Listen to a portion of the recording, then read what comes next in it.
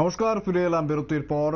আপনারা দেখছেন news vanguard, সঙ্গে রয়েছি আমি শুভেন্দু। এবার যেদিকে আমরা চোখ রাখবো একটু হরিয়ানার বিধানসভা নির্বাচনের দিকে একটু চোখ রাখবো আমরা।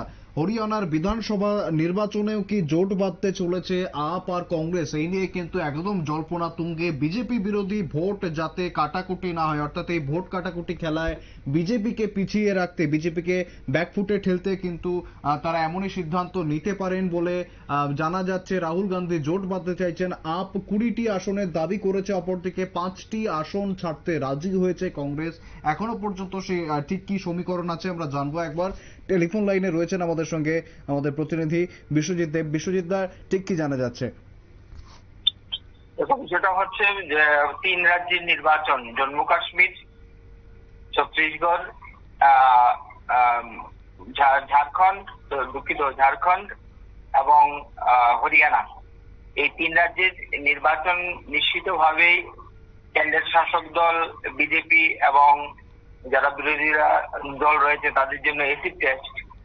এবং এই 3 রাজ্যের নির্বাচনে সবকটি রাজ্যে সবকটি রাজনৈতিক দল তাদের যে নির্বাচন জিততে চাইছে, স্বাভাবিক কারণে তারা নিজের রণকৌশলে মাঠে ঝাঁপিয়ে পড়েছে।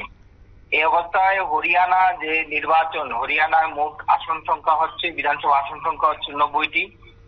বিগত বিধানসভা নির্বাচনে কিন্তু সেখানে কোন দলই কিন্তু সেখানে একক সংখ্যাগরিষ্ঠ হতে পারেনি। অর্থাৎ বিজেপি শাসক দল বিজেপি 40টি আসন পেয়েছিল, বিরোধী দল হিসেবে কংগ্রেস পেয়েছিল 30টি আসন এবং দুষ্মন্ত চৌতালার নেতৃত্বে জেজেএম পেয়েছিল 10টি আসন।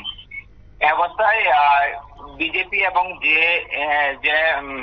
জেজেএম অত্যন্ত দুষ্মন্ত চৌতালার নেতৃত্বে যে দল, তাদের যে কোয়ালিশন সরকার সেখানে গঠিত হয়েছিল। পরবর্তী সময়ে কিন্তু দুষ্মন্ত চৌতালার সঙ্গে সেখানে তাদের জোট ভেঙে যায় এবং বর্তমানে বিজেপি কিন্তু একাই সরকার পরিচালনা করছে। ইতিমধ্যে বিগত লোকসভা নির্বাচনের পূর্বে বিজেপি কিন্তু তাদের সেই রাজ্যের যে মুখ্যমন্ত্রী মনোহর লাল খট্টর, যিনি মুখ্যমন্ত্রী ছিলেন, সেই মুখ্যমন্ত্রী সেখানে পরিবর্তন করা হয়েছে, সাইনিকে সেখানে নতুন মুখ্যমন্ত্রী হিসেবে নিযুক্ত করা হয়েছে।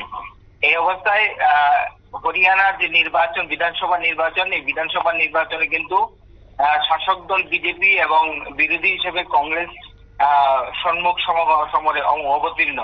এই অবস্থায় দাঁড়িয়ে কংগ্রেস চাইছে বিজেপি বিরোধী যে ভোটটা রয়েছে সেই ভোটটা যাতে কোনোভাবেই ভাগাভাগি না হয়, যাতে করে কোনোভাবেই বিজেপি যাতে মাইলেজ না পেতে পারে রাজনৈতিক ভাবে, সেই চেষ্টাই করছে।